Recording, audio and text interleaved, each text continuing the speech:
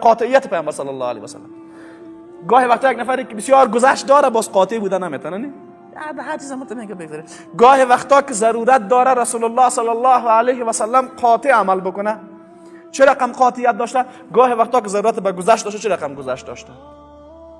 مردم مکه با پیامبر 20 سال جنگ کردن، درست است؟ یعنی پیامبر را از مدینه بیرون کشیدن، یارانش شهید کردن، شکنجه کردن. وقتی پیامبر صلی الله علیه و سلم در مدینه رفت، در مکه رفت، چی گفت برای مردم؟ گفت اذهبوا انتم الطلقاء، برین همتون آزادی. همونجا پیامبر در پیروزی بود. در پیروزی بخشش کار بسیار کلان است، چون غالبا انسانی که پیروز میشه میخواد که انتقام بگیره. در پیروزی انتقام بسیار سخت است. پیامبر در اوج پیروزیش بزرگترین عفو خود را کرده، اما در جایی که مسلمان ها ضعیف بودن، ضرورت به برخورد قاطع داشت، پیامبر چی رقم عمل کرده؟ مسلمان ها میاین در مدینه، مردم مدینه با مسلمان ها پیمان صلح را امضا میکنن. پیمان صلح را میکنن، تعهدشان می هست که ما مشترکاً از مدینه دفاع میکنیم. وقتی در غزوه خندق مشرکین 10,000 نیرو را میارن، بزرگترین متحد مسلمان ها در داخل مدینه بنی قریظه هست، با رسول الله صلی الله علیه و سلم پیمان خود را مشکنه. شما تصور بکنین پیامبر هسته اصلی جامعه اسلامی را گذاشته و بار اول با پیامبر خیانت میشه. اگر رسول الله صلی الله علیه و سلم در مقابل اینمی خیانت اولیه که در تهدید کننده هسته اصلی امت اسلامی است، اگر با آرامش برخورد بکنه، دیگه کسی با سر تعهدات پیامبر به اصلاح حساب میکنه؟ نه دیگه میگن برو دیگه تعهدش هم بشکنین، در قصه گپ نمیشه. در اینجا ضرورت به چیست؟ ضرورت به قاطع ترین برخورد است. بعد از ختم غزوه خندق، رسول الله صلی الله علیه و سلم شمشیرهای خود ماندن که جبریل میاد میگه ملائکه شمشیرهای خود نمانده، شما شمشیرهایتون ماندین، حرکت میکنین به طرف بنی قریظه. به طرف بنی قریظه میرن، بنی قریظه رو 25 روز محاصره میکنن.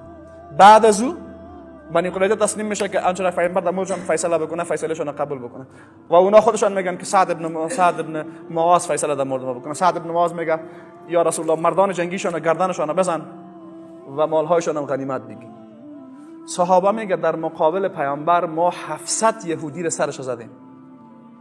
پیشانی پیامبر کمی هم چملک نشد. تو شخصیت داشت. در جایی که ضرورت با قاطعیت داره 700 نفر پیشونیش گردن زده میشه، کمی هم پیشانی پیامبر چملک نمیشه. در یک جای دیگه یک تفلک کمک صدمه میبینه، اشکایش جاری میشه. اینی بود شخصیت پیامبر، شجاعت پیامبر با تواضع پیامبر. در میدان جنگ با اونمو حد شجاع بود، در جای تواضع پیامبر چقدر انسان متواضع بود. گفتیم بزرگترین پیروزی که در حیات پیامبر شامل حال شده فتح مکه است. رسول الله صلی الله علیه و سلم وقتی داخل مکه میشد، طبیعتا وقتی شما با یک نفر که شما جنجال کرده باشه، وقتی با چشمتان به طرفش نگاه بکنین او خرد میشه. پیامبر در مقابل دشمن 20 ساله خود قرار داره، سر خود بالا نمیگیره که نشد مشرکین مکه با نگاه به چشم پیامبر احساس حقارت بکنن.